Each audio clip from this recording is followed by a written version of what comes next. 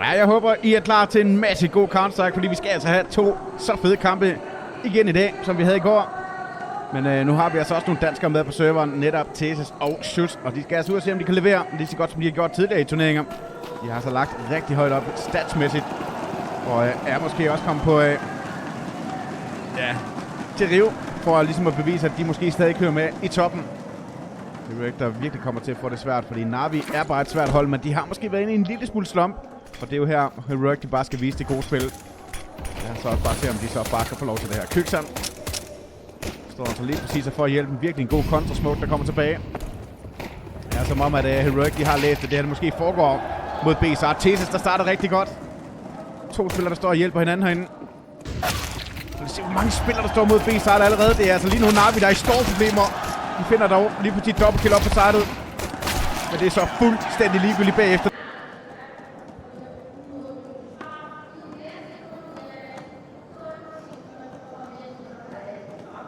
Bit, der kommer med en deagle i den her runde, som ikke er ligegyldig, men hvor de i hvert fald måske lige kan få snakket tingene igennem.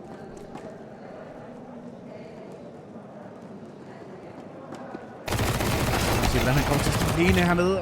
Her, det var ikke en helt så god time, det kommer fra Kyksan. Kommer altså til at efterlade hans marker en lille bit smule. Så finder de altså lige pludselig et par kills på det her. Det koster altså dyrt for Heroic. Det må ikke ske for meget. Hvor skal vi være glade for, at bomben ikke når at komme op på startet. Det er fordi det næste map, det bliver Dust 2.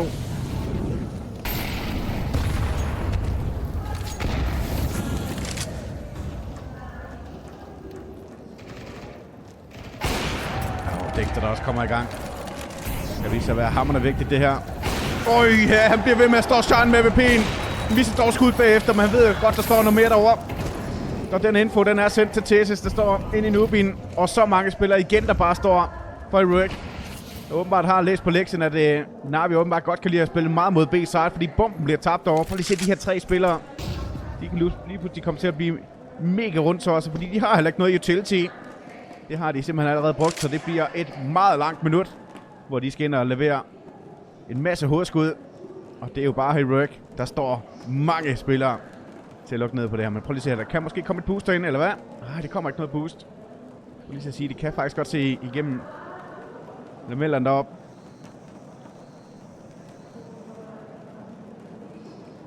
Det bliver svært lige nu for Na'Vi. Møghamrende svært det her. Og det er jo bare fedt, hvis man holder med Heroic, at de altså kommer til at levere det her.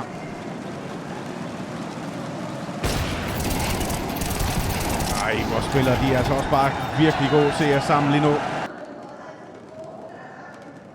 kan godt lide at se det her for Heroic. Tager den lidt tilbageholdende, men de skal dog også passe på, at de kommer til at være alt for langt tilbage. Midten der er så lige pludselig er fuldstændig åben. Det er Schuss, der kommer til at have den første kontakt ind i Donut.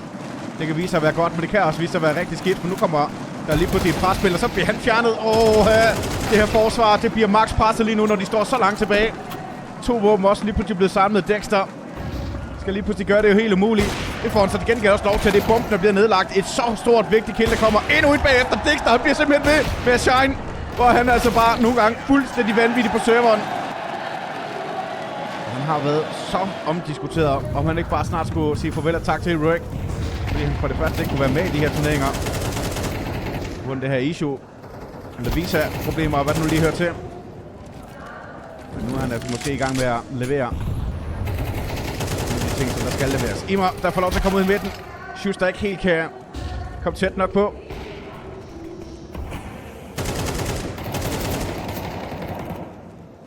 Ja, nu ved de også, hvor alle spillerne de står. Og det er jo lige nu, Alex B, han godt ved, at han bare skal ind og space ud. De burde jo vide, at alle spillerne de står der. Schuss har været ude i midten. Han kunne jo selvfølgelig godt have bevæget sig. Dexter. Ej, hvor de larmer. Ej, hvor de larmer. De larmer måske også for meget Dexter. Her begynder de måske også at bevæge sig for meget lige nu.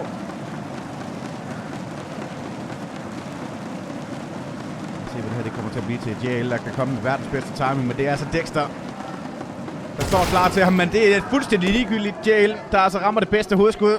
Stadig 2, der står over mod A-siden, og her Schuss, der ikke får fundet sin timing. Så er der Kyksan, der skal gøre det alene. Han finder døgn op, men ikke helt godt nok. De kommer på tavlen.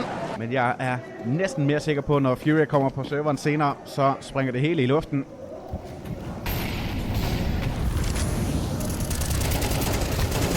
Se, hvordan de er lige ved at blive fanget ud på midten. Schuster dog finder dobbeltkill på det. Det er hurtigt play for Na'Vi, der bliver lukket ned. Og så starter de altså lige bare godt igen. Heroic, der er ude med meget let utility, men det kan nogle gange vise sig at være nok. Så de bare spiller den sammen. Så tæt på at miste 2 spillere. Man får til gengæld 2 spillere. Og så kan de jo gøre alt i verden ved at bare putte sig lidt tilbage. Og vent på Na'Vi, det er dem, der skal komme med det næste move.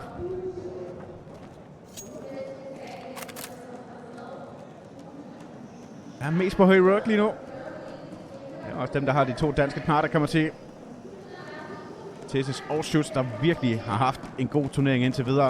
Og det vil vi gerne have, at de skal fortsætte med.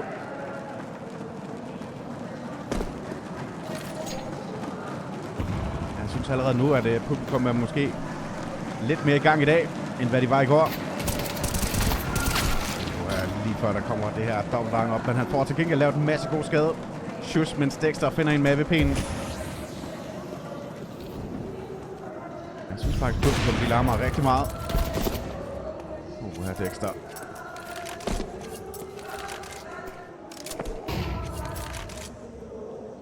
Prøv lige at se presspil, der kommer op bag ved smoken. 20 sekunder tilbage. Det er Na'Vi, der skal spare. De bliver simpelthen nødt til at pakke sig tilbage, og Heroic, der kommer foran 5-1 lige nu. Na'Vi, drengene. Ja, Bit, der lige kommer ud og brækker benene for, og så et løg i ansigtet.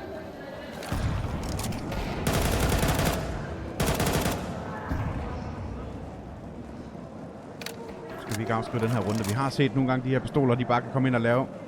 Så ulægger meget skade. Booster, der kommer til Tesis.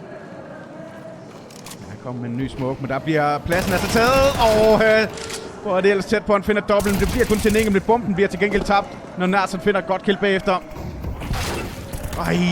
Et sving, der kommer med den her guitar. Halløj. I stuen.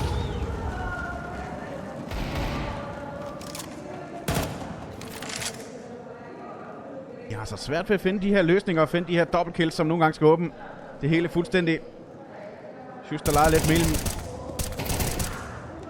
Lidt svært ved at ramme det her ansigt, der nogle gange bare er svært op på lægen. Her var de altså bare klar.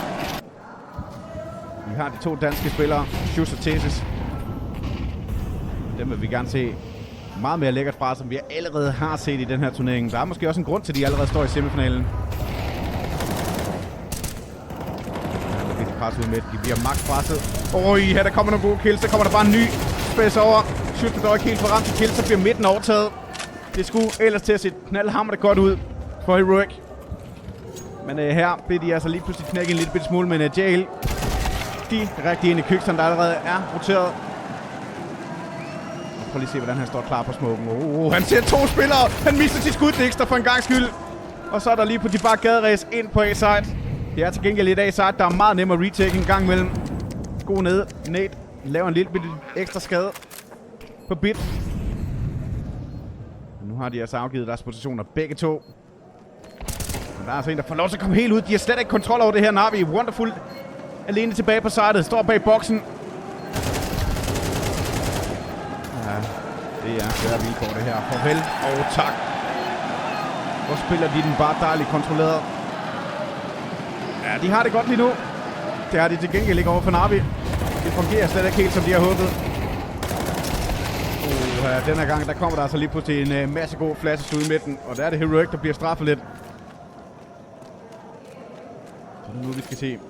Måske for en gang skyld, hvad de altså kommer til at lave modsvar. Kykson, der normalt plejer at spille meget, meget heavy på B-side, er altså allerede roteret mod A-side. Tesis, der kommer til at spille alene, og så har vi Dexter ude på midten i. Spaces ud i hver sin retning. Dexter, der har så god en start, kommer altså lige pludselig til at fumle i vildskab. Kykson, der også ryger ned, og det her forsvar, det sejler fuldstændig. Og der må man også bare give Na'Vi, at de er gode til at komme ud og netop få taget det her plads, og så er de jo bare dygtige derefter.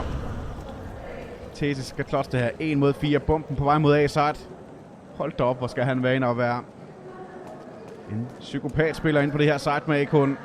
Men det er jo noget, vi kender ham for. Smoken kommer altså til at redde ham en lille smule. Han finder dog ikke helt timing. Jeg var lige ved at sige, kunne han finde det første kill, kunne han finde bomben, så var der en mulighed. Han køb igen. Bankbunden er tømt. Dexter, der ikke rammer sit skud. Denne gang bliver det altså lige pludselig presset. Meget presset. Dexter, der ikke rammer sit skud. Det skaber altså lige pludselig problemerne. Det kan vi godt se, at de skaber meget store problemer. Dexter måske ikke er helt om på længere, som han var lidt i starten. Se om det her retake, det nogensinde kommer til at lykkes. 4 mod 4. Der kommer flashen. Jail, der ikke helt rammer. Så kommer Nathan. Så bliver han lige pludselig kørt over bagefter. Der bliver lavet så meget skade hernede. Bit, der står og reloader midt på startet. Wonderful, der skal gøre det alene. Kan heller ikke få lov til det. Endnu en gang kommer der bare et kæmpe samarbejde for Heroic. Så som I virkelig flot op på startet.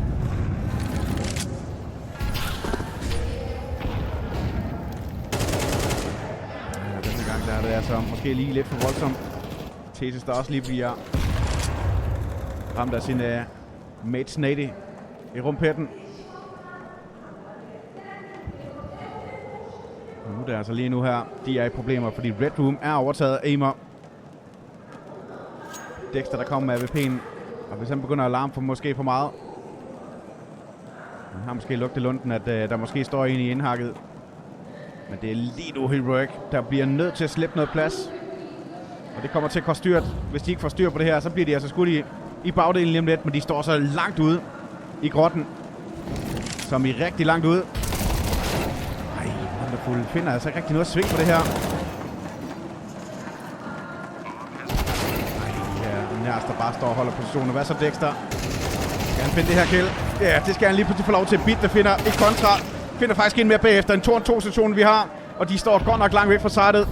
Schuster kommer hele vejen ned og har lige fået vaskemåsen i T-spawn. Og det har Jail fuldstændig læst. Laver også en masse god skade. Finder også kill. Og så er det kun Dexter tilbage. Får ikke lov til noget, når Bit han simpelthen bare tager ansvaret fuldstændig selv. Og der er så også bare fedt at se Bit. Han kommer i gang. Sidste runde, første halvleg. Allerede nu en kæmpe halvleg fra Heroic. Og de skal virkelig ud og arbejde med en masse puha-våben, for at sige det som det er. Men det kan jo lade sig gøre.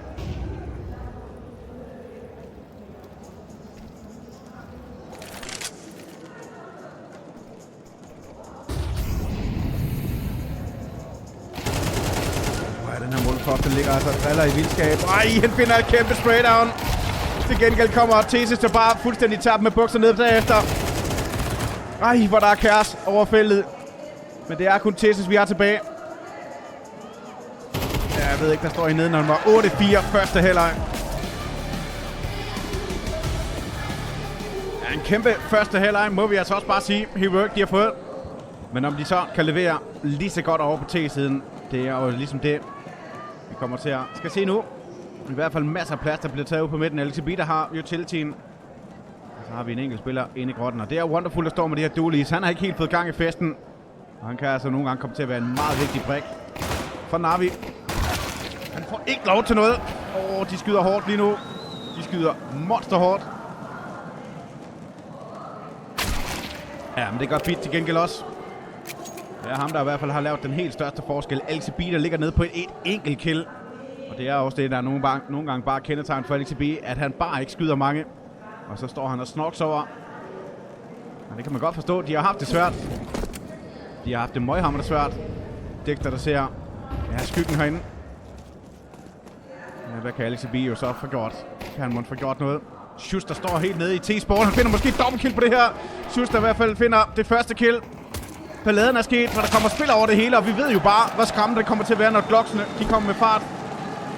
Jail helt alene. Jeg skal finde 3 spillere, og det får han ikke engang lov til. Det er simpelthen Schuster, der får lov til at... Ja, de bliver presset. Blade, der også har været ude at sige, at det er måske også nogle gange bare trætheden, der kan melde sig. Ja, okay. Hygge sig. Ligeglad med, at der lige pludselig bliver taget en selfie ved ham. Virkelig også bare nærmest se og mærke over for Heroic. De føler den, de kan mærke den. Det er måske bare en knaldhamrende god turnering for dem, og det skal de også bare blive ved med at trykke sig på med. Lad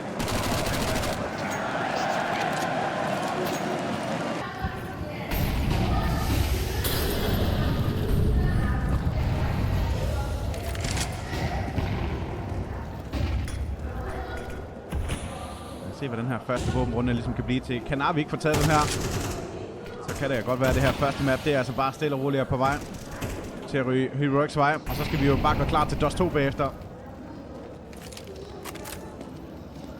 Ja, det er rigtigt. Jeg driller også bare stampe. Den plads, der kunne bestemt godt have været lagt bedre. Jeg tror, den bliver kastet på den måde for at nærmest at gøre pladsen lidt mere usynligt op. Det er klart. Det bliver ikke vide, når han står så langt tilbage, som han gjorde.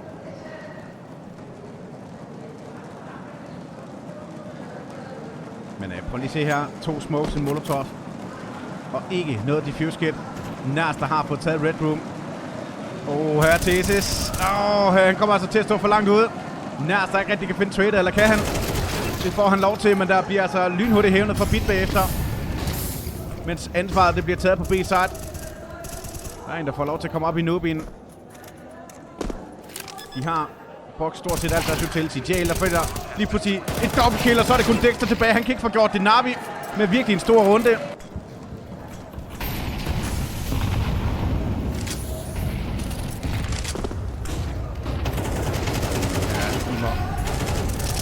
Ja, Bit der også får lov til at gøre det.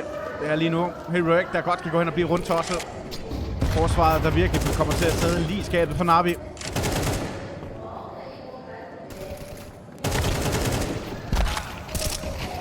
Svært lige nu. Det går måske også for stærkt. Ja, her er Heroic, de er også blevet nødt til at sige, okay, vi kan ikke køre det så hurtigt, vi bliver lige nødt til at bakke lidt tilbage. Vent på, at Navi smider alt, der slår det i hovedet på os. Og så må vi altså arbejde på det bagefter. Fordi det her, det går for stærkt. Og hvis først Navi, de begynder at komme i gang, som de er i gang med lige nu, så går det hen og alligevel bliver skræmmende for Heroic. Selvom de har spillet så god Counter-Strike, så kan de meget hurtigt blive låst.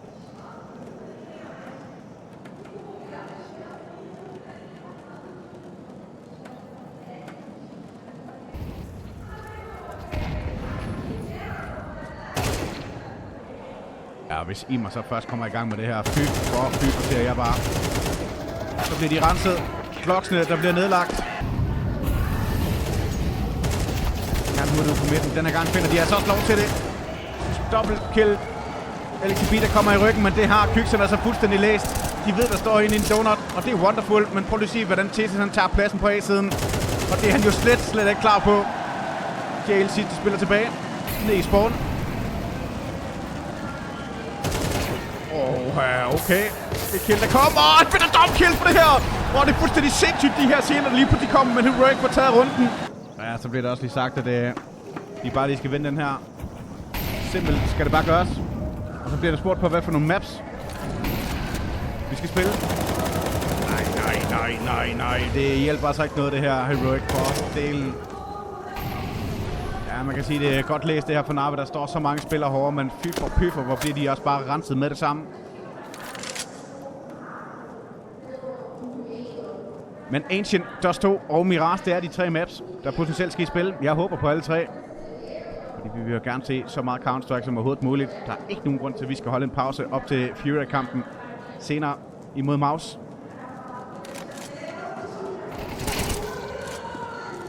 Ja, det her, det er... Bare for at sige det som det er. Virkelig en dårlig runde, som i ekstremt dårlig runde for Heroic. De håber lidt på, at de kan komme med et hurtigt rush. De har været meget stillestående. Og så bliver de altså læst som en åben bog.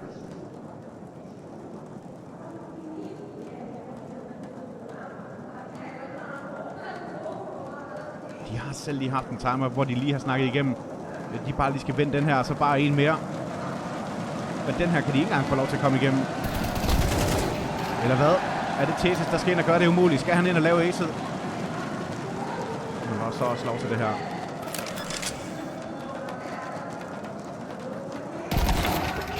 Det gør han simpelthen ikke.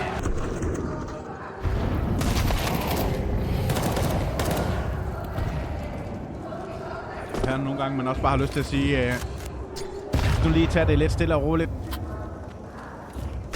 Få brugt den her runde til at måske få snakket igennem, hvad skal de gøre anderledes til næste runde, fordi nu begynder Navi altså at komme tættere og tættere på.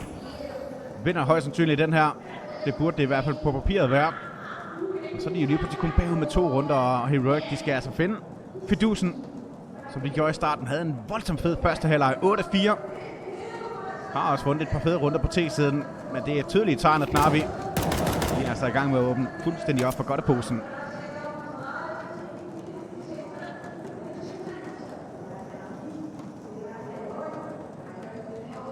Ja, Wonderful. Han har virkelig ikke haft verdens bedste kamp indtil videre. Han kan måske få lov til at komme i gang her i slutningen.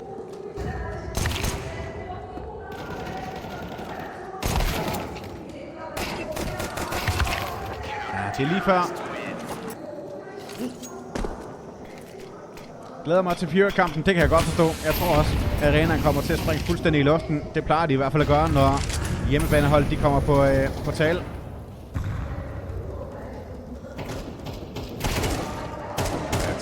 Den her lurk smoke, den er også bare så svær at spille overfor. Og jeg er ikke blank for at nævne det og sige det igen.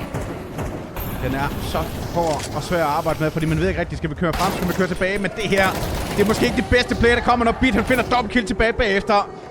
Og hey, jeg skulle lige så sige, det er et perfekte play, de er i gang med at få sat op, men så sidder det bare overhovedet ikke i skabet. Wonderful, der også lige pludselig står lidt på glat is, så går det stærkt mod A-side. Men bomben står altså fortsætter over på lane.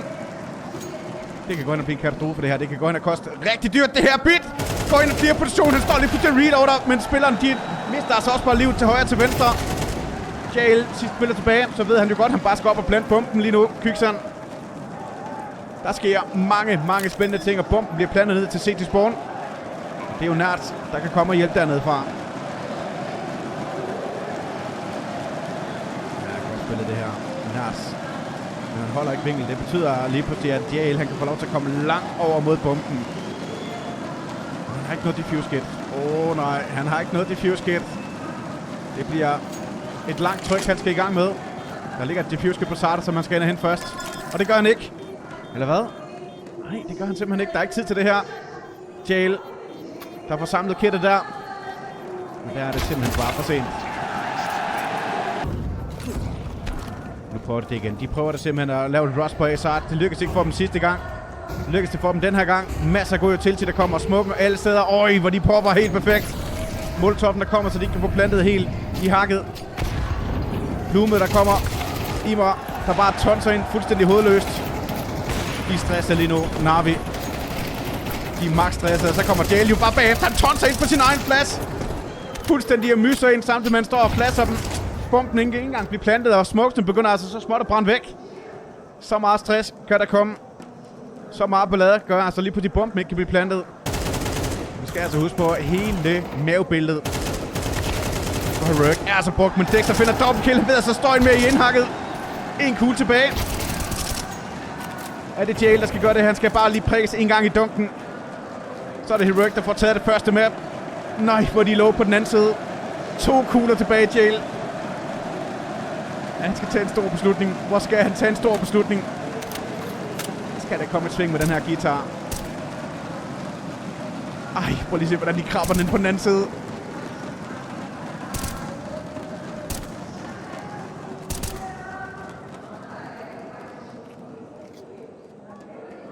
Ja, det er fuldstændig vanvittigt scener, det her. Nu kommer de altså lige pludselig helt tæt. De vil gerne lave det her dobbelt peek. Det er tæt, hvor han finder dobbeltkill, men det er Heroic, der tager det første map.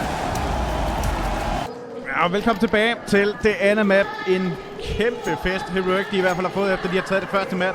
Jeg er måske også inde i en turnering i Rio, hvor de altså har sagt til dem selv, at det her, det skal simpelthen gøres bedre. Schuster lige nu løb hele vejen tilbage og får solgt sine smokes, eller undskyld, sin flaske, så han kan købe en smoke, fordi der er meget utility til det her angreb. Og hvor godt er Na'Vi så forberedt på det, fordi der står altså 3 spillere mod B-side, inklusive en, der står dybt ude på korten. Og lige nu, der kan de altså komme i store problemer, fordi Jael, han kan se de her ballonsmokes, de kommer.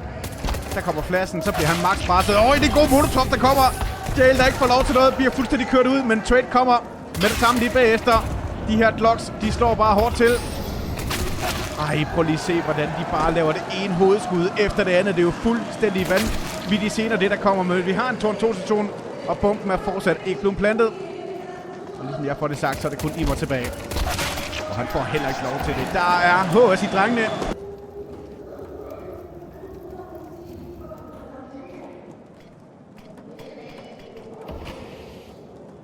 Lad os se, om de kan blive ved. Det er stadig også Na'Vi, der måske har til gode at vise nogle af de her lækre ting, som de altså også godt kan vise. Der er en grund til, at de er verdens bedste hold. Og mange hold, der er så frygter at spille mod det her hold, fordi de altså nogle gange bare har nogle spillere af meget, meget stor kaliber, der fuldstændig kan smadre dem.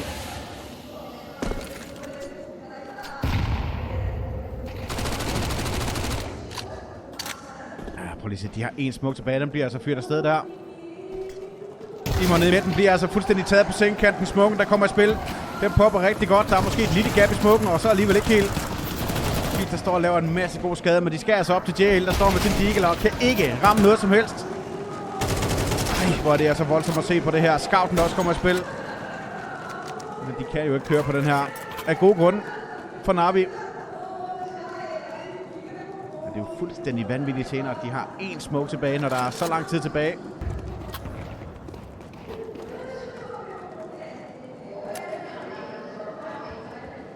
De har altså haft lidt problemer, lidt hister her. De taber altså 0-2. Na'Vi til Furia.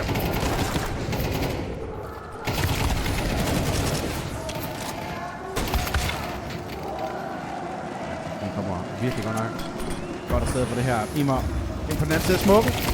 Hvor er det tæt på. Men Dexter der lige præcis når at holde hans position. Den her rod, den får JL i hvert fald heller ikke.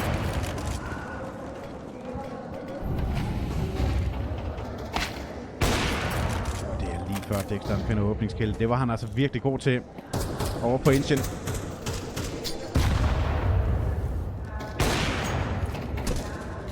Ja, vi mangler virkelig også at se de her spidskompetencer, kvaliteter, som Wonderful han altså også godt kan vise med hans AWP'er.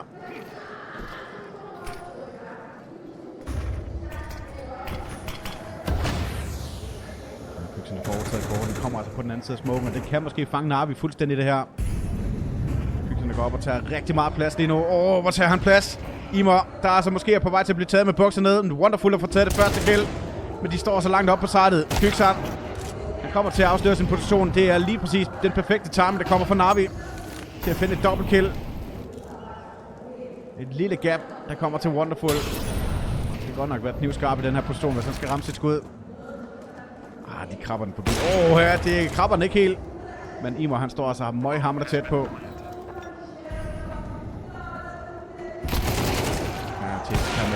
Dexter også på en enkelt. To, der står nede på langsiden. Nærmest får taget det første kill. Der kommer det en kill efter det andet. Vi har Connect B, der også får en kæmpe hovedpine. Hvor spiller de bare god Counter-Strike lige nu, Heroic. Er der et hold, der er i finalen? Er det første semifinalen i dag? Det er semifinalerne, der er i dag. Han bliver altså fuldstændig straf på det her. Det er lige før, der skal til at komme et dobbelt kill. Det kommer så til gengæld for Wonderful. Thesis ind på B-siden. Finder lige pludselig bare en dobbelt åbning derovre. Ja, der kommer mange fede dueller. Kyksan, der bliver skudt i nakken, kan lige pludselig bare stikke afsted væk fra korten. De starter altså også virkelig med lyn og torden.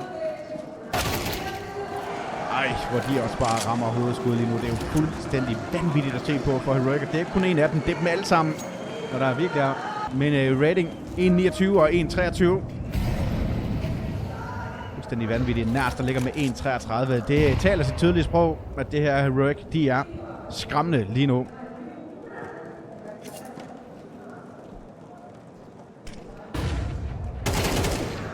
De bliver simpelthen bare ved. De bliver simpelthen bare ved. Vanvittig god timing på korten. Og det har jo allerede skabt en masse ravager på CT-siden. Vi har til gengæld en ude på lang. Det er Bit. Han bliver flasset. Han finder dog ikke helt den plads, der skal til, men der kommer altså lidt på de trade kill med det samme. Wonderful over bag ved bilen. Prøv lige se det her. Prøv lige se, hvordan de altså bare spiller Counter-Strike. De er jo fuldstændig sindssyge på serveren. Alex B, der står og leger popsanger på sidet. Får lov til at hoppe ned. Men der er altså en, der lige har listet forbi ham. Nærs. Kyksan også bagefter. Det her, det er bare flot Counter-Strike på øverste skuffe for Heroic. Vi ser med Heroic, de kan blive ved. 6-0 lige nu. Potentielt også 7-0, hvis de lige kan komme forbi den her runde.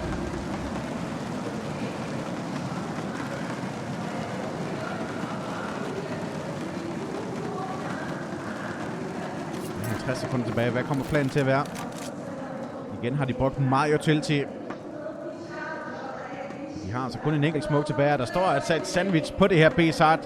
Men det ligner, at det måske skal clears Prøv lige at se her. 2 spillere, der kommer ind. Publikum er måske i gang med at få sagt det. Ja, de er fuldstændig opmærksom. Ja, der kommer endda en teamkill for Thesis. Jeg er lidt ligeglad. Han ved godt, at han bare skal have det her kill. Så må det altså koste hans holdkammerat. Nærs, der står en hele Dark. Kan høre, der står ind i porten. Der er så god en balance lige nu for Heroic. Det er jo bare fedt at se.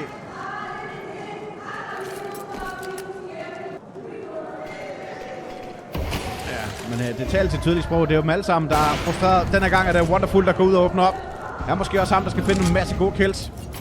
For en gang ser vi Heroic, der mister en spiller i løbet af no time. Og så er det jo lige præcis dem, der skal finde en ekstra plan. Den kommer altså bare med det samme bagefter. Wonderful, der bliver straffet. Dexter, der går ud og shiner med AWP'en. Der er altså stadig nogle af de her spillere, der har store problemer. Imer, der normalt spiller rigtig godt, har vi rost ham rigtig meget. Det har jeg i hvert fald. Han har altså heller ikke rigtig leveret noget indtil videre. Lad os se nu lige hernede i midten. Ja. Der bliver altså taget noget kontrol dernede fra. Inklusiv også fra korten. Rigtig god kontrol, der kommer over fra Na'Vi. Der kan lukke ned for, at der måske kommer lidt Darken, så kan de stå klar mod A-siden.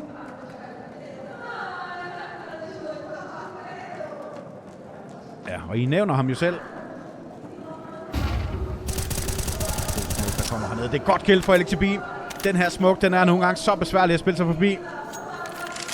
Og eftersom Bit han har taget hele Darken, så ved de jo godt, det kommer til at foregå ude på langsiden. De har smokesene, de har jo tiltiden til at spille sig op på sidet, men de skal altså til at finde en plan. Og de skal altså også op og vinde sidet først, og der står altså lige nu 3 spillere.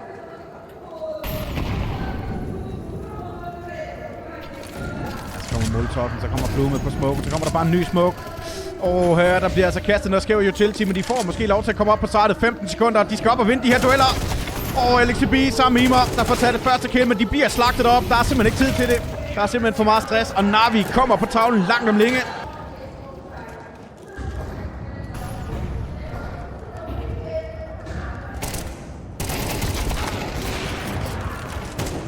Ej, Køksan kommer altså bare med modsvaret. Imer, der altså bliver straffet på korten. Se nu lige nede i smoken. Der er altså en, der lister ud i kanten smoken. Jail. Han har ikke set det her. Og så bliver han jo selv straffet lige om lidt. Skal han til at stå og reload midt det hele. Finder sit første kill. Ej, han finder faktisk et dobbeltkill på det her. Køksan, der ikke rammer godt nok. B-start, der bliver overtaget. Thetis, der står allerede på boksen. Men hans marker står jo 15 km væk fra det hele. De 2 danskere. Er det lige pludselig Jail, der skal gøre den helt store forskel? Nej,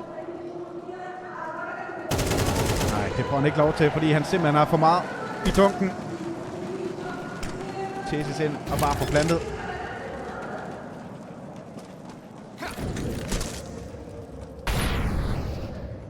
De vælger simpelthen at tage det helt stille og roligt. Schuster går ned og fortæller et kill. De har så meget tid i runden. De får jo ikke lov til noget. Na'Vi, der bliver udspillet på den værste tænkelige måde lige nu. Heroic, de er virkelig mødt op til Rio. Klokken 20:15 efter tidsplanen. Her LXB, han ser ind på langdistancen. Når lige præcis så kom tilbage. Men så kommer smoken til, at de bare kan lave et crossover til sidet. Den her gang tror jeg altså, det er lidt bedre. Især også, når vi har et på korten. Men der står altså et dobbelt setup nede på korten. Han står og gemmer sig i smoken lige nu, Thesis. Thesis, kan han finde timing hernede? Nej, det kan han ikke. Jail, der går ind og får taget kontrollen tilbage i Darken. Så nu ved de altså godt, at det foregår herover. 2 spillere, vi har. Schuss sammen med Dexter. Ja, det er altså ude af pres, tror, men det er Imer, der lige pludselig kommer og giver dem en kæmpe hovedpine. Dexter, der skal gøre det alene. Finder den første. Finder ikke den næste. Hvis de så også bare får lov til det. Det kan i hvert fald give muligheden, hvis de bare lige vinder den her runde, fordi så får Heroic ikke det bedste køb bagefter.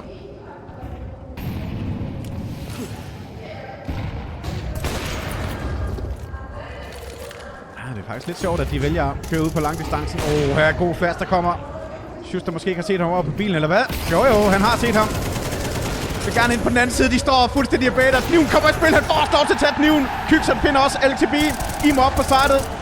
Han står lige på Jefflan ude midt af det hele. Får også lov til at komme væk bagefter. Der sker så mange fede ting. Men det er Heroic, der fuldstændig overfalder dem lige nu. Vi er fuldstændig straffet på det, og vi skal i gang med den aller sidste runde. Prøv lige at se det her. Måske ringkøb, der kommer over for Na'Vi. Der kommer ud i en desperat position. Ja, nogle gange det her desperate, der kommer til at gøre noget godt, og de kan finde måske timing. Kykson, der i hvert fald bliver fjernet. Så er der måske en lille smule ro på over for Na'Vi.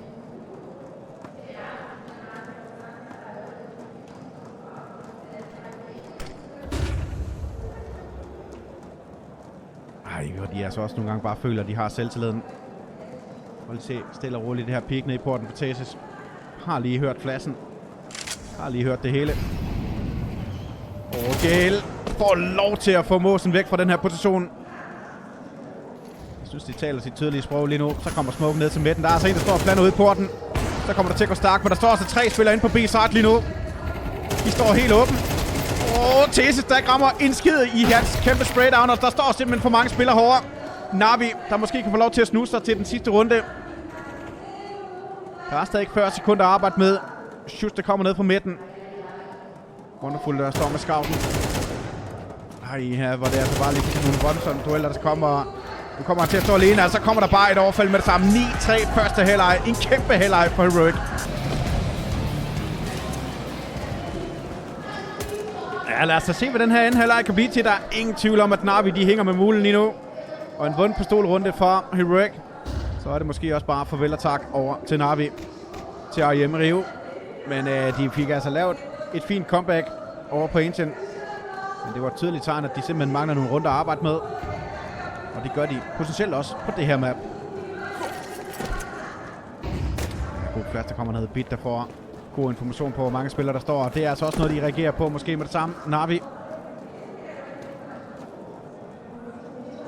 Ja, vi så altså, hvordan de blev læst som en åben bog over på Ancient.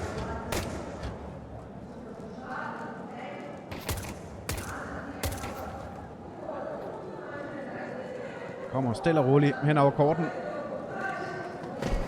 Smoken, der kommer ned til boksen, og så kommer Molotov'en. Så kan de lige pludselig få lov til at komme afsted med Glocksene. Får de så også bare lov til det? Det er det helt store spørgsmål lige nu. En for en. Dexter, der også får lov til at gøre det. Der bliver lavet meget skade lige nu. Dexter, der ved godt, at han bliver overfaldt fra alle samtlige sider.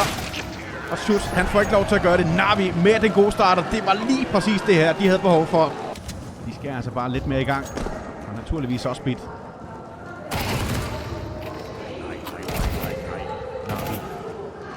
Er det nu, I allerede skal ind og få verdens største hovedpine?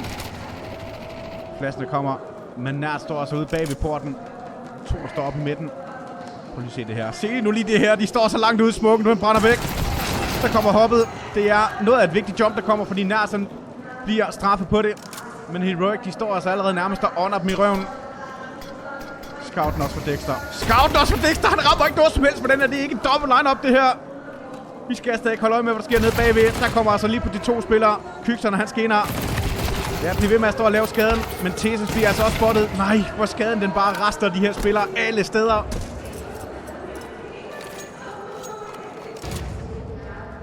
Schuss, der har fået en Galil. Men prøv lige at se HP'en over for Na'Vi. Det er altså ikke meget, de har til sammen.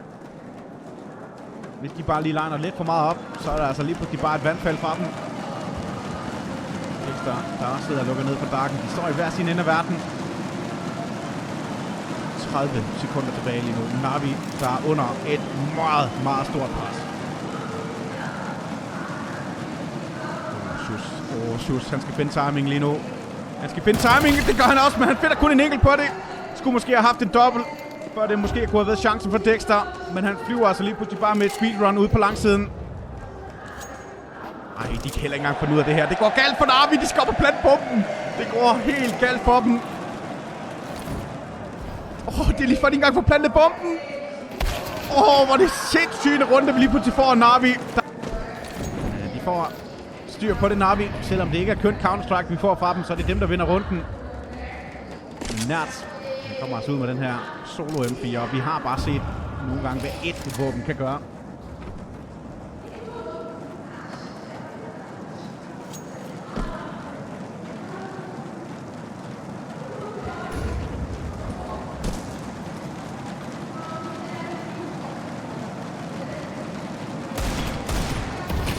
Føler den også. Det kan man af gode grunde godt forstå, men det er måske også lidt for meget til den gode side. Ja, vi har hørt det her play-up. Nært, der til gengæld står med sin M4. Der bliver de spottet. De har set, der står en M4 også. Nu får de lov til bare at flyve hen over korten. Så er den 6. runde. Måske på vej til at komme i hus.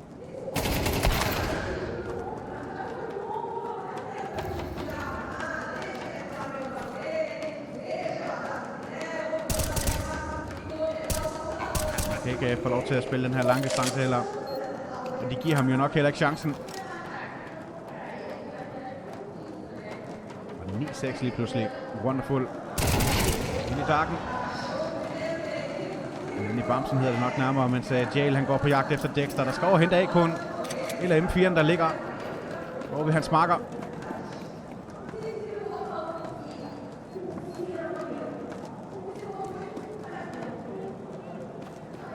Nu må man sige, ja, det lykkes ikke helt for Heroic, men de laver alligevel noget skade.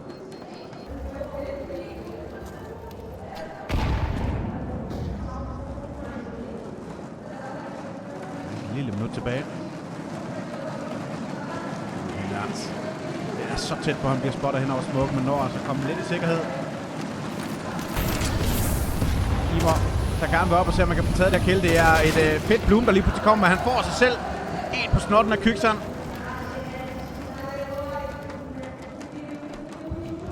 En ny smoke, der kommer hernede nært. Den her net, den kommer måske til at gå nas. Den laver ikke så meget skade, som jeg måske havde forventet. Men det er et Na'Vi-mandskab, der gerne vil splitte mod B-Sart. Der har vi 2 Heroic-spillere, der står klar, inklusive også en nede på spawn. Nærmest der måske står og bætter det en lille bit smule til, at makkeren han kan stå og hjælpe til. Og Dexter han kommer altså også med VP'en. Nu skal de ikke begynde at bevæge sig væk fra B-Sart, for det er jo herovre det hele det kommer til at foregå. Shush bliver låst ude fra sitet, bliver også fuldstændig kørt over. Så skal Nærmest lige pludselig gøre forskellen. Det er Wonderful helt alene tilbage. Nogle kills, der kommer fra ham. Han har jo nærmest ikke tid til det. Han skal ind og plante med det samme. Får han så også lov til det her? Han skal plante. Han skal plante. Heroic. Der er altså meget hurtigt. Godt kan gå ind og blive straffet på det her, men de bliver overfaldt med det samme. Heroic, der kommer på tavlen igen. Så er mi noget virkelig lækkert.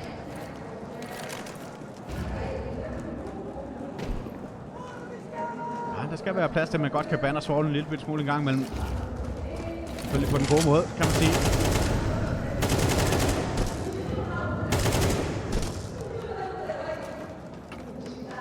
I hvert fald et tydeligt tegn, at Thesis bliver altså tagget ganske hårdt igennem. Men i sidste ende kan det være ligegyldigt, hvis de ikke finder et åbningskill. Thesis, der stadig holder sig at leve, kan jo stadig gå hen og volde store problemer, mens de skal være klar på B-side. Dexter med AWP'en. Smokesene, flaskene der, så lige om lidt kommer. Og der kommer det første kill, og det er meget nemt et af slagsene. Det er altså en det store våben, der bliver tabt. Kan han så også bare blive ved. Dexter, ja, han ved jo godt, at han bliver overfaldt på mange forskellige steder. Smokesene, der var en Na'Vi, der altså får spillet en så vanvittig stor runde. Heroic, der er allerede bakket tilbage. De ved godt, det er umuligt at retake på B-side.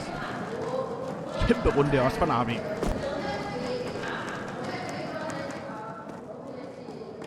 Ja, Schuster går ind og får taget meget, meget god kontrol og information på det her. 26 HP har han godt nok, men han kommer altså ned og måske kan finde nogen i ryggen. Og det er lige præcis, hvad der sker nede i midten. Han kommer til at afslutte sin position for tidligt. Han rammer ikke det her, Schuss. Det ødelægger måske det hele, men de skal altså også op på sitet. Dexter, der fuldstændig bliver smadret. Men se nu lige, hvem der står oppe i gus. Der har vi Kykseren. Og han skal virkelig finde noget stort lige nu. Han skal finde noget kæmpe stort lige nu. Finder ikke noget dobbeltkill. Pyfer, siger jeg bare. Bumsen, der kan blive plantet stille og roligt.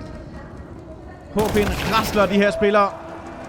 Og det er måske den her position for Schuster, der måske kommer til at ødelægge det hele. De 2 danskere bliver nødt til at få sparet. Det går ondt lige nu for Heroic.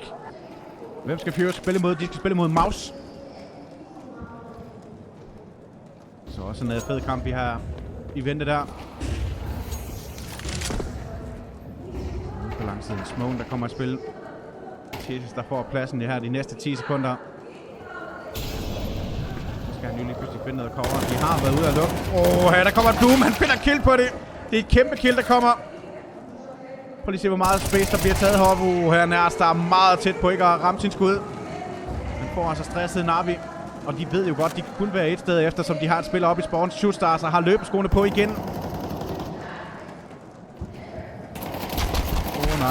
Nej, siger jeg bare Na'Vi. Der kommer der en god flash. Nærmest der ikke tør at gå ud og tage et stort peak. Stille og roligt kommer der ind på korten. Skyggen, der ikke engang kommer at spille, men Dexter er der ligeglad. Står bare og skyder med dunken, og så har vi kun JL tilbage. Han har virkelig ikke haft verdens bedste turnering. Og verdens bedste kamp for den sags skyld. Han har haft det svært. Møghamrende svært i det her opgør.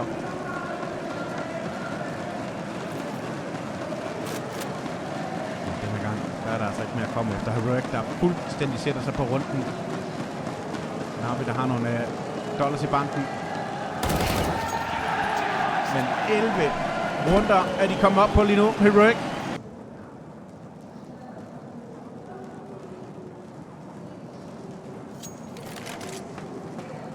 Ja, stilhed først om 2 smokes, så er de tilbage.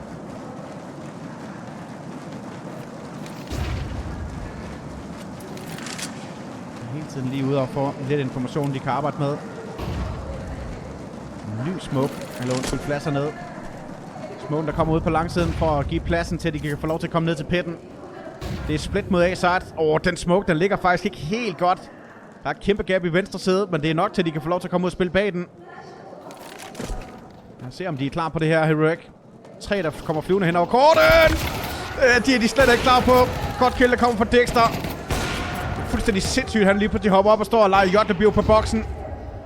Men Thesis, han står allerede på den anden side. Hvor det er sindssygt det her. Men nej, Wonderful, han får taget kill. Så kan bomben blive plantet. Navi, der er så i gang med noget kæmpe stort den her runde. Heroic bliver nødt til at bakke tilbage med de her 3 spillere. Hvad er det for noget sindssygt Counter-Strike, vi lige pludselig får i det her runder?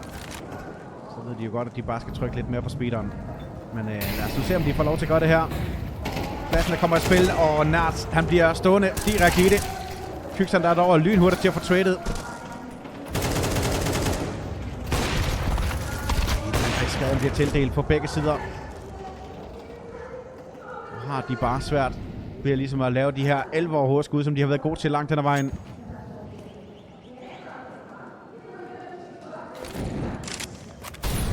God modtoft. LCB, der er dog kørt. Han kan ikke få sine holdkammerater med. Det koster dyrt lige nu for Navi. Vi skal holde øje med Bit, der kommer ned på langdistancen. Han kan måske finde timing på Dexter, men Dexter går altså ikke langt nok frem. Holder kun til porten. Og det kommer måske til at være rigtig godt til ham. Går han for langt ud, så står Bit. Her en timing. Det er ulækkert at se på det her.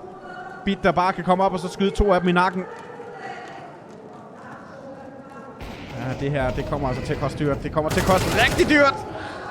Finder et godt kill. Dexter, der lige pludselig kommer til at stå fuldstændig åben.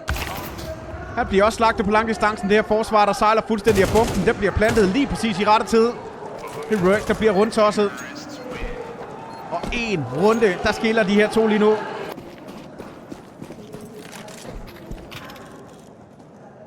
Ja, hvis den her runde ikke kommer til at gå deres vej. Ja, nu ser de til gengæld en, der kommer i lower darken. Han kommer altså så til gengæld ud bagefter. Og prøv lige at se det her midt-presspil, der kommer. Der er meget aktivitet oppe i midten på Heroic. 3 stykker, der står hårdt. Kæmpe kill, der kommer op fra Wonderful. Det går galt lige nu for Heroic. De kan ikke få styr på det.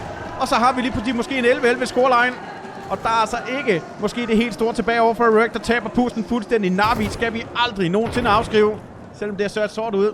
Der er mange ting, der ikke har fungeret for dem. Så begynder det altså at fungere for dem nu. Det holder hårdt det her. Det holder møghamrende hårdt. Bit, der bare bliver ved med at kaste sit anker. Jeg ved godt, at han bare skal holde langt positionen.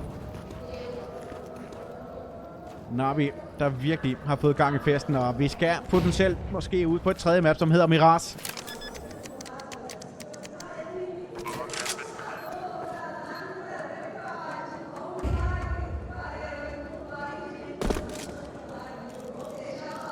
Dexter skal spare AVP.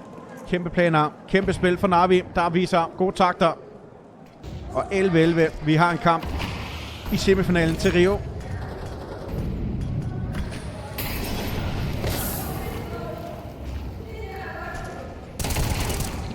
denne gang kommer han altså ud med en rigtig god timing.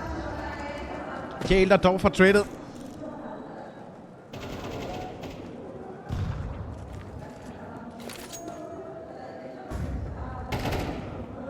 Hvor har der været mange fede ting i den her kamp indtil videre. Dexter, der gerne vil ned og hjælpe lidt til på langdistancen. Verdens bedste timing. Thesis, der også afslører sin position, så vælger de lige pludselig at løbe væk deroverfra.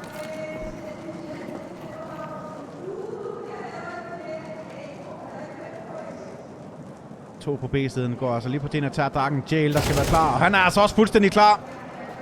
Kyksan, der dog ikke helt følger med. Kæmpe kill, der kommer fra Jail. Og vi har en 3-3-sektion, og det ved vi altså bare. Forsvaret, det bliver tyndere og tyndere.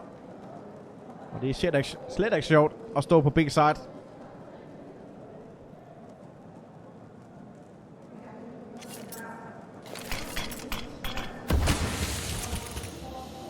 Dexter. Han har fået taget et våben, og ser måske, der ikke står hernede. Men det er Kyksan, der måske skal være den helt store redningsmand lige nu. Ingen information at arbejde med. 20 sekunder tilbage. Skal altså til at se, om de kan få gjort noget. Rotationen kommer mod B-side. Kyksan, han skal være stor. Han skal være kæmpe stor. Han finder kun en enkelt. Nu ser om det kommer til at være nok. Wonderful, der ikke rammer til skud. Det ved de jo godt, de bare skal presse på i Darken. Han skal plante bomben. Han skal plante bomben. Det får han ikke lov til. Heroic, de vinder runden. Det ved Dexter også godt. Wonderful, han står simpelthen for langt væk, når han ikke rammer sit skud. Men 12-11. En kindskærning. Og der er stadig muligheder for, at Heroic de kan vinde den her 2-0.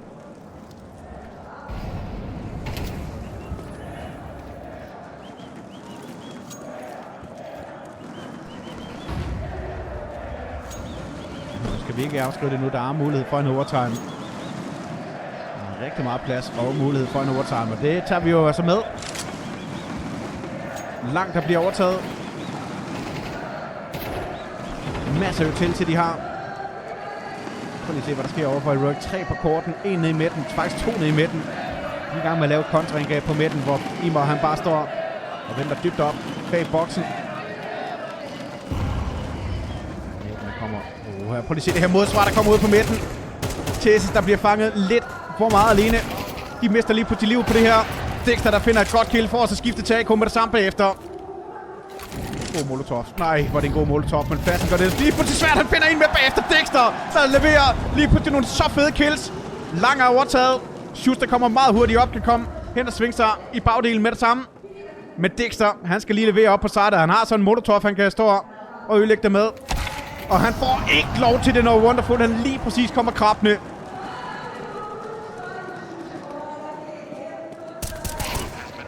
det er lige nu Schuster, der gør det alene. Og han står reloadet midt. Det hele får man ikke lov til. Vi skal i et overtime. Her er Kyksan. Vil gerne have haft den her nade nede på korten, der kunne have lavet en masse skader hernede.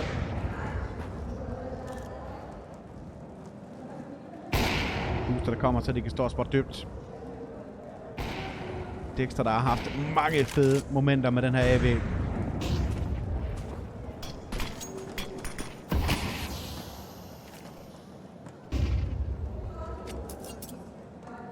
Jamen, vi er fuldstændig enige om, at han blev taget med hænderne dybt ned i kagedåsen til Pro League. Men vi skal jo huske på, at nu sidder vi altså til Rio.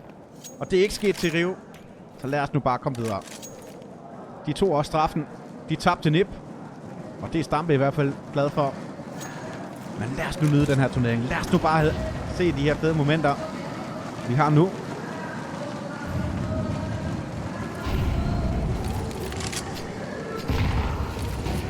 Tilbage. De kommer altså hen over korten. Kyksan står så på sejlet. Dexter, der finder dobbeltkill. Her var det tæt på. Han finder meget mere. Kyksan, der altså kan stå og lave skaden, og det får han også lov tilbage efter. Ved godt, han bare skal stå og putte sig og være popsanger på sejlet. Hjælp kan komme ned overfra. Og den kommer altså helt fantastisk. Ej, hvor er det godt spillet det her. Dexter og Kyksan i samarbejde op på sejlet.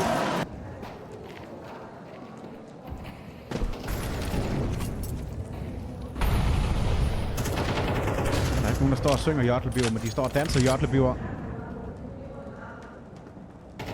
Jeg ved ikke hvad.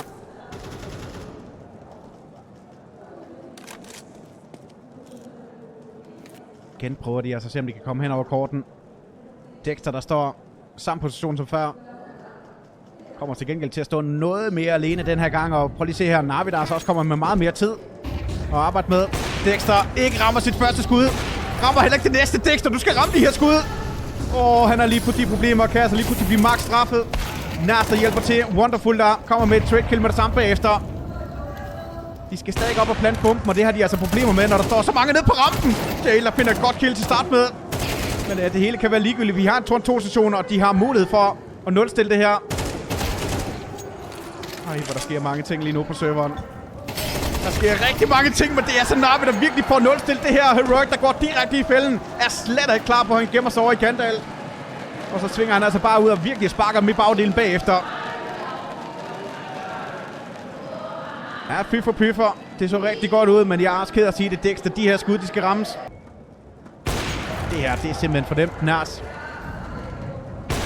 Ej, Dexter, han misser altså sin chance. Man kan godt se det nede på webcamet. Han begynder at blive frustreret på sig selv.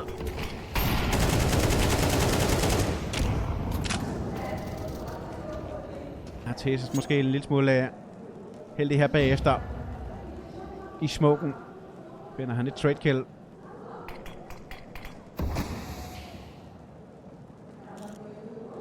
At det vi ser stretchet eller normal rest, det her det er normal, fuld HD. Der er ikke noget stretch-format i det her, men spilleren spiller i stretch-format, og det mangler de altså lige pludselig en centimeter med ude i siderne. Det er også noget, jeg har snakket meget om. Spilleren godt kan lide at spille det her stretch-format. Det er ikke noget, jeg nogensinde har spillet med, fordi jeg bryder mig simpelthen ikke om det. Det ser jo simpelthen for underligt ud for mig. At de bliver en lille smule tykke, og så de kommer til at bevæge sig sådan lidt hurtigere, synes jeg. Men det er nok bare en smagsag. Men det her, det er fuld format. Der er ikke noget stretchet ved det her. Ja, det her, det er et stort kill, der kommer på Darken. Til gengæld så får de lov til at liste op mod B. Der er, her. Dexter, han ser ind ned i midten. Han ved godt, de er på vej lige nu. Hvor han altså leverer lige på det nogle gode kills, når der skal bruges for det. Shus, der skulle have haft det her. LXB, der kommer med et dobbelt trade, og så har vi en turn 2-situation. 2 flashes på Kykseren.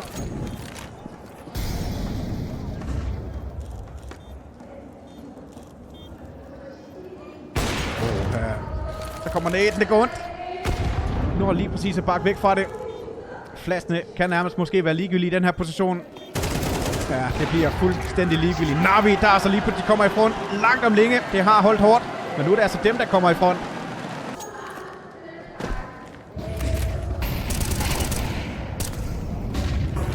Ja, det holder måske hårdt lige nu, når Bit han finder det her kill. Ja, Heroic, der lige pludselig skulle ud og finde sin plan, som de var gode til i starten.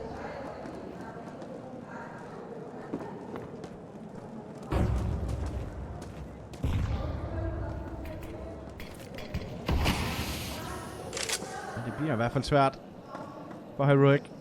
Men det betyder jo bare, at der potentielt er mulighed for, at vi skal ud på Mirage også. Og vi tager jo alt det Counter-Strike med, som vi nu kan. I det her monsterfede opgør. Med de 2 danskere. Thesis og Shus. Shus, der måske har haft det lidt svært på serveren. Thesis, der måske også har haft det lidt svært. Dexter, der har haft mange fede ting indtil videre. Det går galt lige nu for Heroic. Der er for meget solo i det her. Der skal de altså bruge noget mere samarbejde, som de var så gode til i starten. –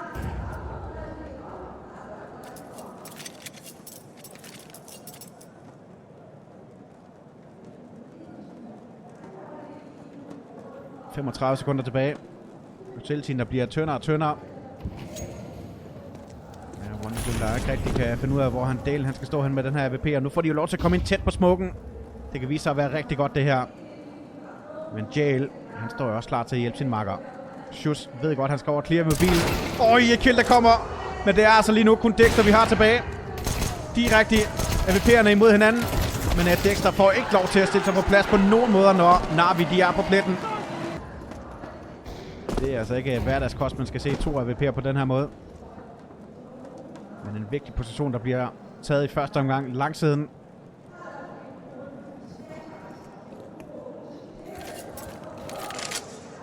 Der kommer et retake tilbage mod lang. Eller hvad? Ja, fordi Na'Vi står faktisk klar til det. Mange spiller hårdere. LXB, der står anti-flash fuldstændig på det her. Bit, der ikke bliver flashet på noget af det her. Bit, der kun finder en enkelt. LXB, der står langt fremme. Stadig 2 spillere, der står og holder. Imer også på langdistancen. LXB og Imer i fællesskab. Står og lukker ned, for at de ikke kan få lov til at komme ned i pitten. Det her, det er til gengæld en god flash. LXB, der bliver virkelig straffet på. 3-3-situation. 2 runder skal findes for Astralis. Eller ikke Astralis, de er langt for længst ud af turneringen, men fra Heroic.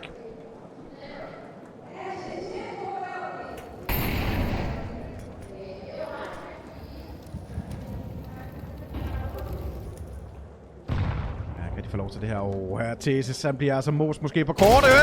Et kill, der kommer fra ham. Han får dog et skud i dunk med det samme bagefter. Sartre, der kan blive overtaget. Bomben kan blive plantet. 2 mod 2.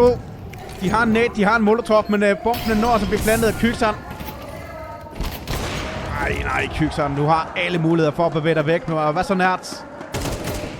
Rammer til skud. Og dobbeltkill på det her. Vi har så en runde mere fra Heroic. Hvor er det fuldstændig sindssygt at se på.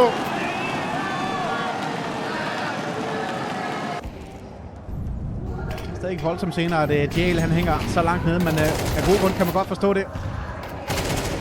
Han virkelig har svært ved det, og lige nu, der er det Heroic, der kommer på glat is igen. Går så stærkt på B-side. Jael finder dobbeltkill sammen med Bit. Lukker ned for det her. Vi skal ud på Mirage.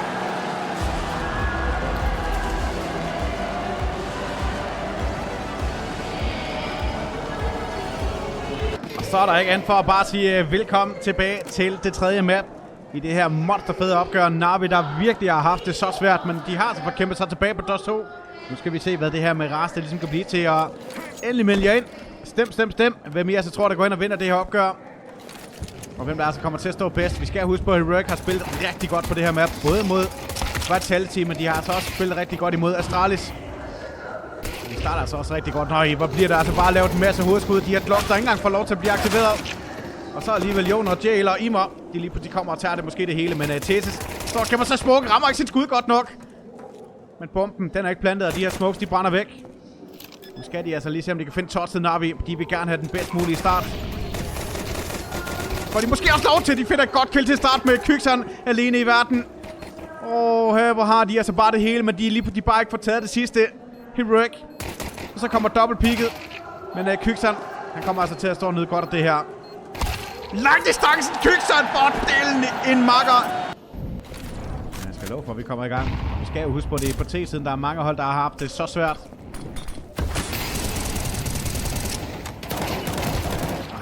Thesis med et fremragende dobbelt spraydown. De bliver lukket ned lige nu. Ikke hvilken som helst runde. Thesis ved godt, han bliver nødt til at bakke tilbage, men så kommer der måske bare et ansvar for Wonderful. Hvad? Nej, de går ud og presser ham lidt, men vælger så til gengæld også at trække sig.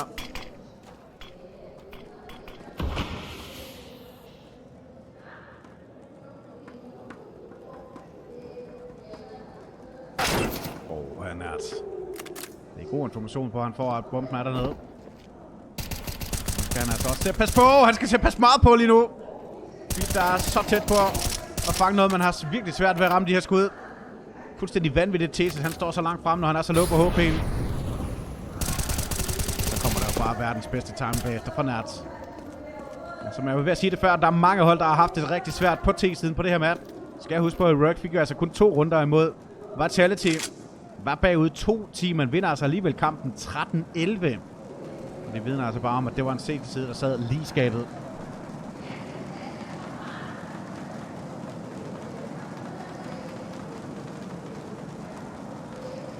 Bit, der bare skal få sparet den her M4.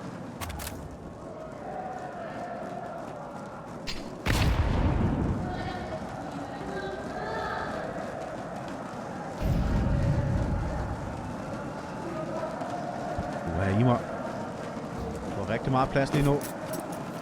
Han får faktisk lov til at komme rigtig tæt på.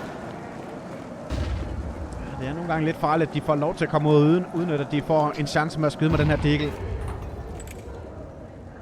Og du kan tro, at vi sender hele aften. Naturligvis gør vi det.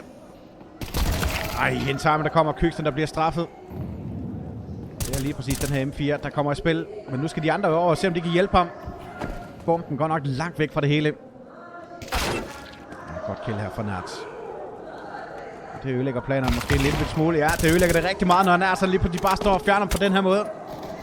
Pladsen der kommer ud fra korten for Lexi B. Nerds der står på sidet skal altså lukke ned for det her bombplant. Hvis han så også får lov til det. Hvis han får lov til det, Nerds. Han shiner altså i vildskab lige nu. Fuldstændig vanvittige scener for Nerds. Hvor er han altså også bare voldsomt god, når han virkelig gider at spille Counter-Strike. Og den her gang, der gør han det virkelig med stil. Et lille ace. Det tager vi med. Som jeg ikke lige har set på endnu, men det plejer der at være. Kykseren. Det er slet ikke nogen time, de kan være tilfreds med det her. Jeg burde Sjurs måske også bare have været bakket tilbage. Nerds, der bliver taget med bukser ned, eller hvad? Nej, han tør faktisk ikke at køre igennem smoken. Jeg skulle lige til at sige det. Men ja, der skulle meget gerne være en showmatch, som kan også blive vist i morgen. Og naturligvis hele finalen i et BO5. Men det her, for at sige det som det er, virkelig dårligt angreb, der kommer i starten af midten, ødelægger altså forsvaret fuldstændig.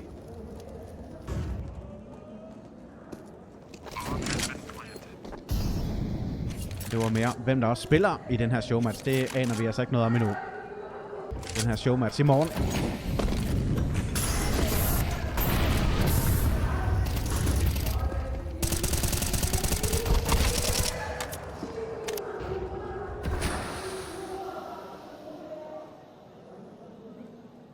Ja, lige nu der skal de altså se, om de kan få styr på det her Na'Vi, der bestemt godt kan spille Miraz. Prøv at se, hvem der står over på sidet. Schuss, der står på boksen. Jail, der næsten ikke kan forstå, at han ikke kan se det her. Hvem finder timing? Hvem finder den bedste timing lige nu? Jail, der begynder at bevæge sig over til Sandwich. Og så er problemerne der, når Schuss finder et dobbeltkill. Godt nok låg på HP, når der kommer en lynhurtigt op i form af Wonderful. Forsvar, der bliver tyndere og tyndere. Dexter, skyd på smoken. Kom nu, Marker, skyd på smoken. Det gør han ikke. Og Imer, der kan komme og tage dem fuldstændig med bokser ned.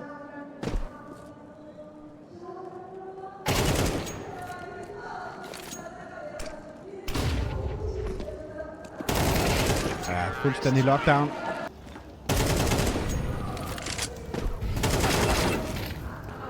Ja, måske lige lidt overgivet her for Imer.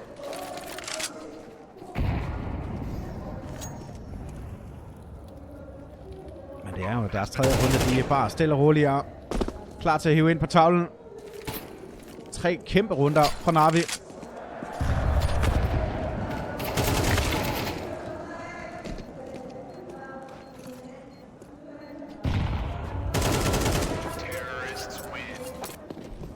Og ja, jeg mente nok, de var taget hjem fra Rio.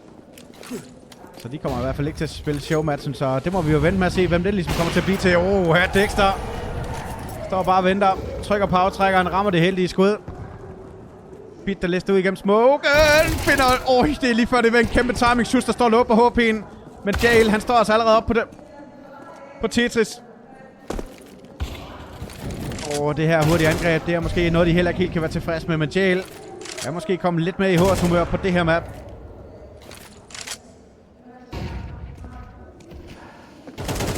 Ja, jeg ved godt, det var mere ment som en joke.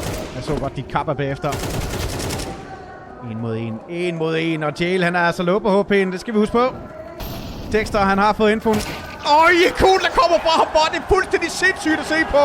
Nogle af de her skud, der bare kommer lidt frem og tilbage. Han ved, han er low, men Jail, han er der fuldstændig ligegyldig, når han bare smider sin AK helt ned i mundtøjet på ham. Ja, de kan simpelthen ikke være tilfredse med det her lige nu. Heroic. Det er set til siden, de plejer at spille rigtig godt. De har simpelthen ikke fået den bedste løsning på.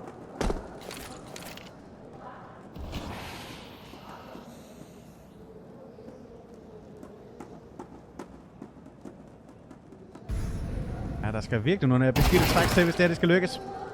Nars har vist, han er ved i hopla. Det gør han altså også med 2 gode kills. Bumpen bliver tabt ud på korten. Jail, der også måske bliver straffet over Kyksan. Han står og gemmer sig med sin 5-7, men den her position, den bliver hardclearet. Men det er jo så ligegyldigt det her. Så ligegyldigt som det kan være. Sikke en runde, der kommer lige bagefter. 4 runder, vi er tilbage på det aller sidste map, vi har for i aften. Og det passer ikke engang, men kun i det her opgør, for vi har sådan en helt BO3 mere. Når Fury, de skal på serveren. Det brasilianske hjemmebanehold direkte imod Maus. Der vandt der en noget hård kamp i går aftes. Så I skal altså nok nyde godt af, at der kommer til at være meget mere Counter-Strike til jer. Her Dexter. Nej, Schuss, der heller ikke rammer sin duel godt nok. Men lige pludselig går det altså bare galt forsvaret. Det bliver tyndere og tyndere. En Molotov, der kommer ned i hovedet på dem selv. Men de har altså hele sidet. Og de får også lov til at tage hele sidet, når de står og fjummer den på den her måde. De ved, der kommer en ned fra midten. De ved jo, Imer nok skal komme dernede fra. Det er en hård runde lige på de selv skade, og de ved jo, at det her det kommer til at koste dyrt, for Heroic har sig selv vist, at de har svært ved at nogle gange spille på T-siden. Her skal jeg huske på, hvad der skete lidt fra kampen fra Vitality på det her map. Heroic, der kun fik 2 runder.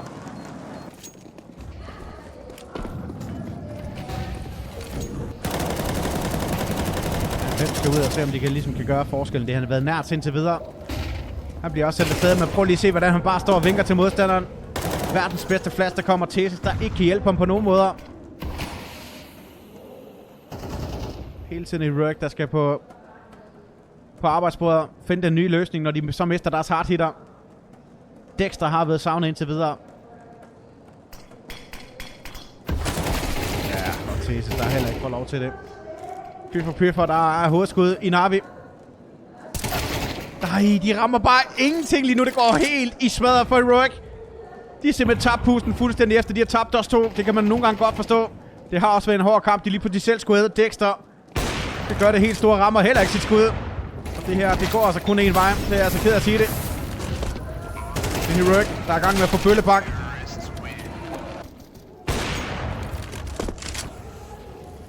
Fordi det her, det er lidt et halvt dansk mandskab, må vi godt tillade os at kalde det.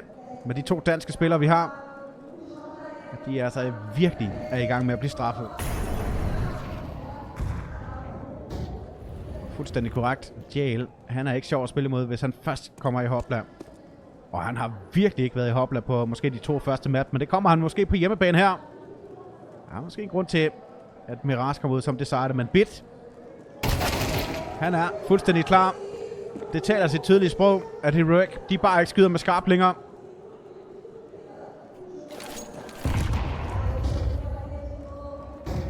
Ej, hvor skal de løse det her? Hvor skal de løse det? Thesis, der er heller ikke gjort noget, og de skyder simpelthen bare med paintballkugler. De kan ikke forsvare det her længere. Na'Vi, der simpelthen er bare for godt kørende. Det går ondt. De bløder rigtig meget. Og der er ikke noget plads, der er til at redde dem. De skal finde et modsvar i den her runde.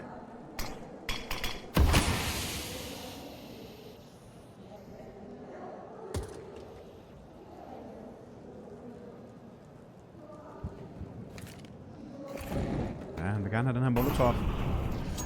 Lige til at sige, hvad han står og kigger efter, men man får lov til at se molotoven bagefter. 1 minut tilbage. Masser af tid på klokken fra Na'Vi, og de har altså fået boostet ind til vinduet. Står også og spotter helt dybt, og nu kan det altså lynhurtigt komme til at gå rigtig galt.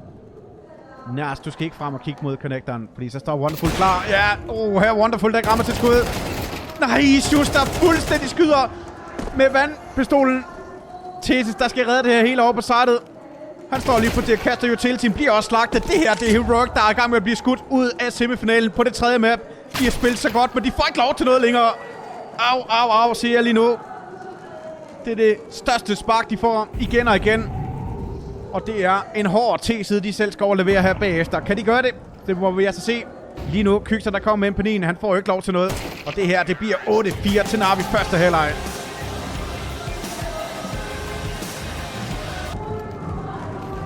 Ja, lad os se, hvad den her halvleg, den ligesom kan gå ind og blive til.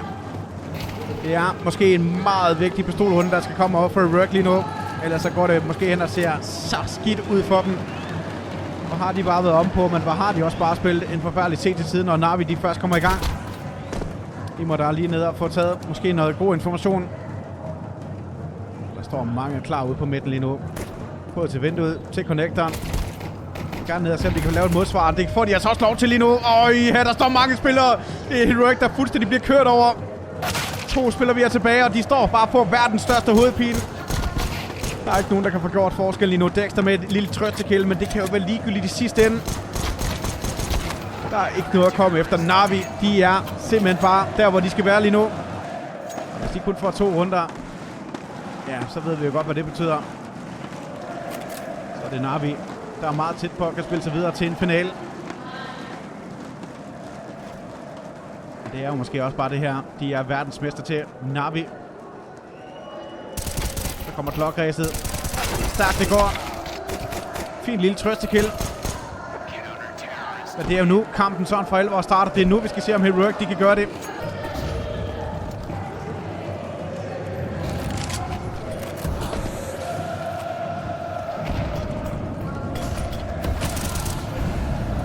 Lad os se, om de kan få lov til at gøre det, eller om det simpelthen bare bliver en for stor mundfuld. Jael, der står og presser smoken. Han kan lige præcis så kigge hen over smoken. Får ikke lov til det her. Thesis kommer med et dejligt sving med kun. Der er altså også blevet lavet masser af skader over for Sus over på B-siden. Split mod B-side kan måske lige på tid vise sig at være gældende. Wonderful er gået ud på korten. Han er blevet spottet. Og ikke fjernet Dexter, der simpelthen bare rammer noget med A-kun. Og det her split, der lige på tid går i stykker. Thesis, her er nogle fede skud, der kommer fra ham. Der skal måske meget mere til. Wonderful, der får traded. Kærs måske står og spiller sig til en masse bilsekunder. Han når for reload, han må ikke få lov til det her. Heroic, I skal ud og straffe ham. Hvor køber han bare mange sekunder, men det kan være ligegyldigt. Pete står helt alene over på sidet. Står og spiller Fandango. Nu skal han over køre retaket, hvor Nats han allerede har sat sig i en god position.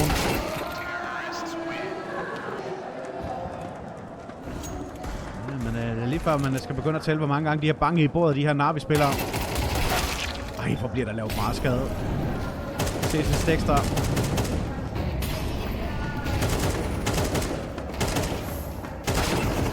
Her er Wonderful. Står også bare og bliver banket igennem boksen. Så er det lige nu. Heroic, de kan få lov til at komme op og lege med de her Na'Vi-drenge.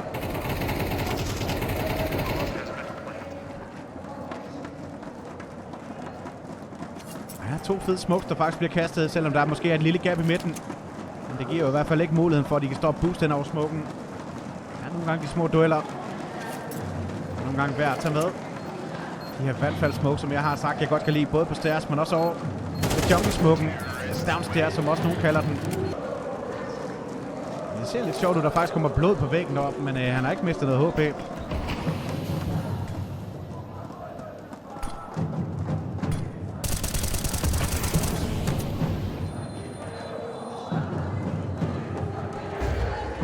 Ja, det er split mod B-side, vi skal se igen. Wonderful står og lukker ned fra B-siden. Imor finder det første kill. Wonderful, der altså lige pludselig kommer til at have ryste hjemmet. Alexi B, der står sammen med sin holdkammerat. Jail herovre. Står og bliver brændt. Alexi B med et godt første kill. Står og danser og køber de gode sekunder til, at Jail også kan komme over i en god position bagefter. Og det går galt. Det går rigtig meget galt lige nu for Heroic. De kan ikke finde pladsen. 20 sekunder tilbage. Nerds, han har været god, men så god er han bare heller ikke lige nu. Ja, det er bare Na'Vi. Der er det bedre.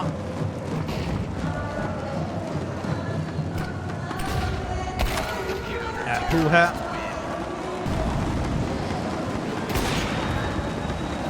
Jeg er bare ked af at sige det. Det starter bare ikke godt for dem heller.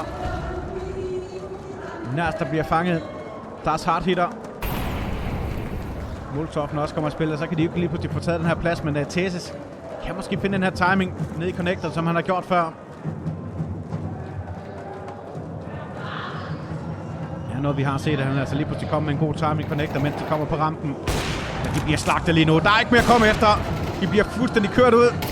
Thesis, der heller ikke finder nogen timing. Det er tydeligt at se, at Na'Vi, de bare har fuldstændig kontrol over situationen. Dexter får heller ikke lov til det, og 6 runder skal findes. Og jeg har svært ved at se fordusen lige nu for Heroic, at Na'Vi kan spille sig videre til finalen. En ny finale, som de har prøvet mange gange efterhånden. Og vi skal have fundet ud af, hvem de skal spille imod senere i aften. Og Furia, de skal på serveren imod Mouse. Og det kommer altså lige her bagefter, så hvis I gerne vil se masser af god Counter-Strike fra IM Rio, det er altså bare med at blive hængende her på DOS2 TV. Følg kanalen, for der kommer så meget god Counter-Strike, både for toppen af poppen, men altså også for Power Ligaen.